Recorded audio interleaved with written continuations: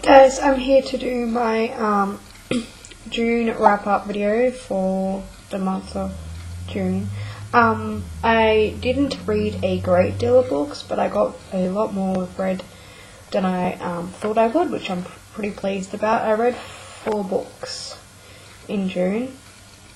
It could have been 5, but I got a little bit distracted with crafting and family events and shopping. So just sort of been reading at my own pace. Basically, I will just go through the books that I have read and let you know what I thought about them and what my rating is. So the first book is Behind the Mask by Juliet M. Sampson, and I was kindly sent this copy from the author herself.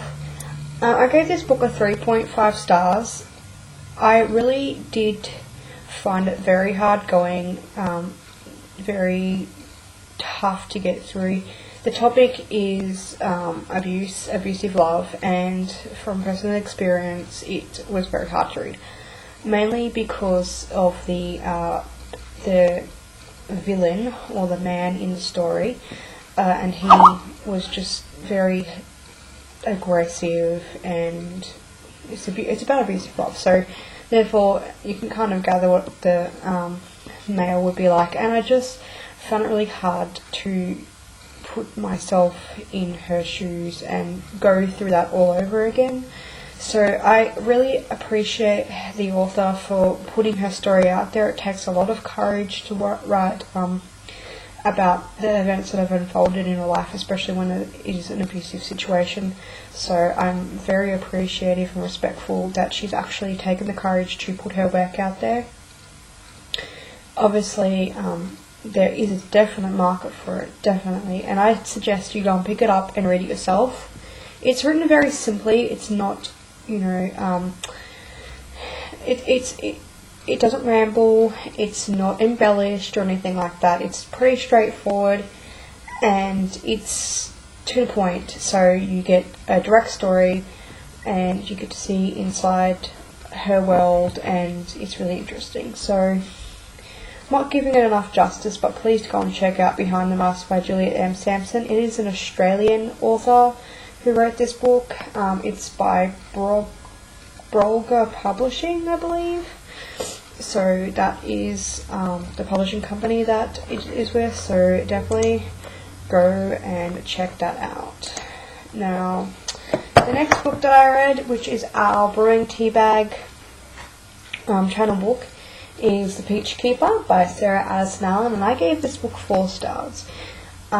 Basically, I really love Sarah Addison Allen. I love everything that she writes, but this book was lacking the magical feelings that I got when I read Sugar Queen and Garden Spells. It was just lacking a little bit. Otherwise, the story is beautiful. It takes place in water. I can't remember the name of the town now. Walls of Water, North Carolina. I don't know if it's a real place or a made-up place, I'm not quite sure. But it follows the narration of Willa and Paxton. It's not really narration, it's in third person, I think. But I'm not very good at reviews right now, I'm sorry guys. But I appreciated each character, but I think I felt a little bit more towards Paxton and her progressing growth through the book. I feel like Willa was a little bit too standoffish in some ways.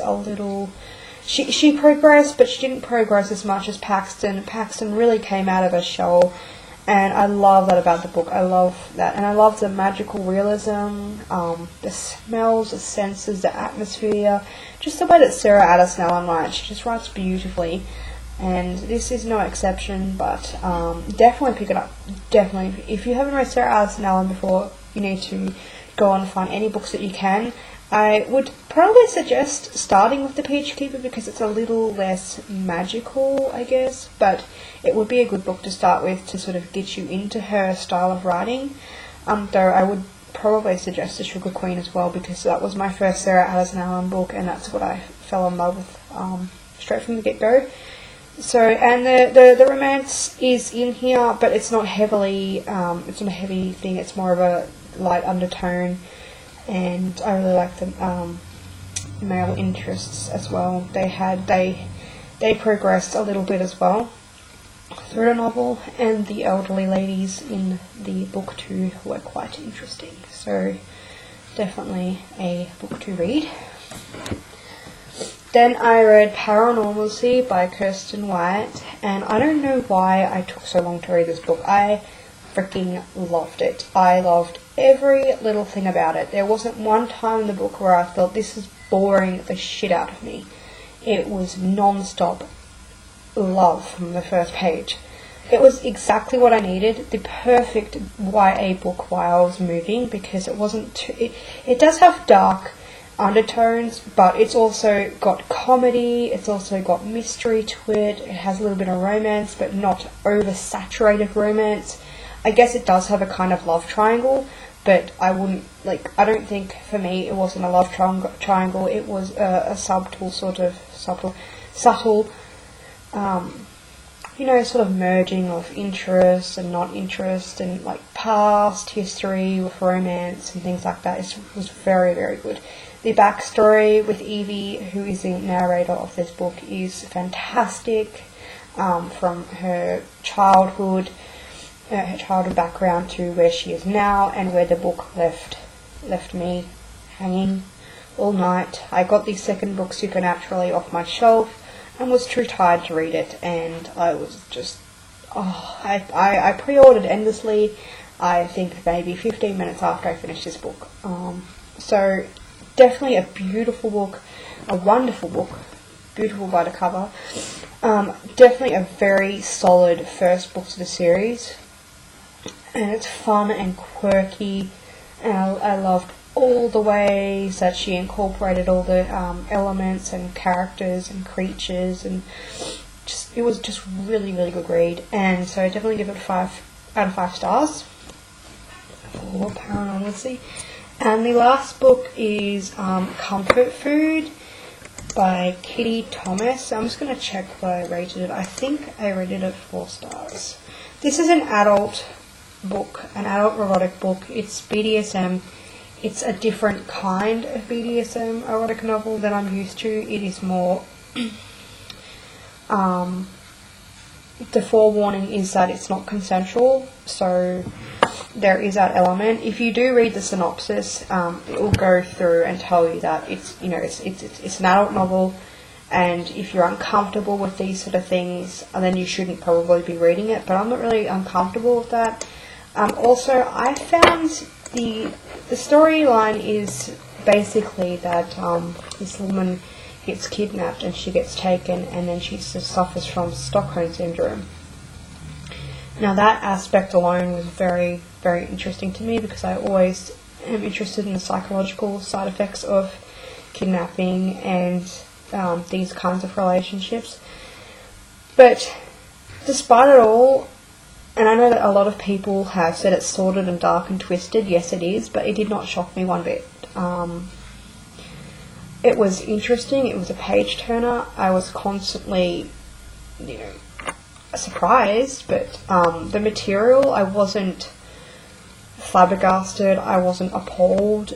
I actually quite enjoyed the story for its darkness, because, I don't know, it maybe on a personal level, and it does deal with graphic sexual content. It does deal with some interesting concepts as well. One of the concept is the not speaking part. So for anyone who has read this book, you will know what I'm talking about, and it kind of is a mindfuck after a while. For me it was just, whoa, okay. But then I got used to him not talking, but when you're so used to having like dialogue in a book, it was kind of claustrophobic just hearing one side of the story. But it works so well. It just worked so well with the story, and I really think Kitty Thomas did a really good job with that novella. I'm just checking now. I'm pretty sure that I haven't put it up yet, but I'm pretty sure I gave it a 4. So yeah, I'm looking at my page. So that was Comfort Food by Kitty Thomas. Definitely an adult book for you guys to check out if you're interested in a romance. Well, not really. It's not really a romance, but something a bit darker, something psychological.